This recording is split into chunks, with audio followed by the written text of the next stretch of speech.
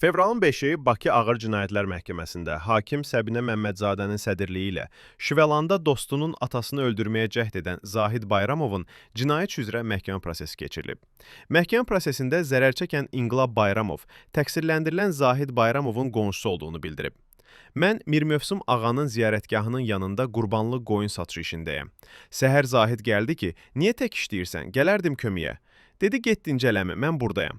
Saat 11-in yarısı olardı. Gedib yatdım, 7-yə qalmış oyandım. Zahidin atası Ədalət gəldi ki, bu vicdansız mənim canımı boğazıma yığıb.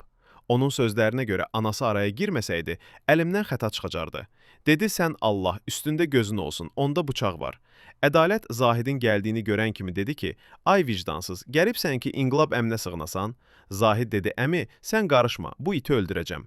Ona dedim, bala, ayıb deyil, atana it deyirsən? Ədalətin halı yaxşı deyildi. Bir onu dedi ki, ay bala, mən sənə neyləmişəm ki?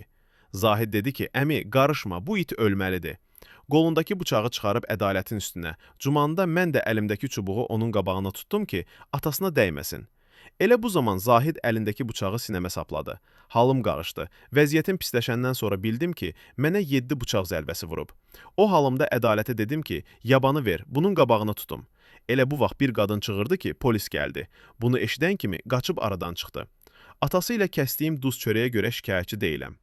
Növbəti şahid ifadələrinin dinlənilməsi üçün proses 19 fevral saat 11:00-a təyin olunub. Xatırladaq ki, Zahid Bayramov Xəzər rayon polis idarəsinin 1-ci polis şöbəsinin əməkdaşları tərəfindən saxlanılıb. Ona qarşı Cinayət Məcəlləsinin 29, 120.2.2 xulqanlıq niyyəti ilə qəsdən adam öldürməyə cəhd maddəsi ilə ittiham irəli sürülüb.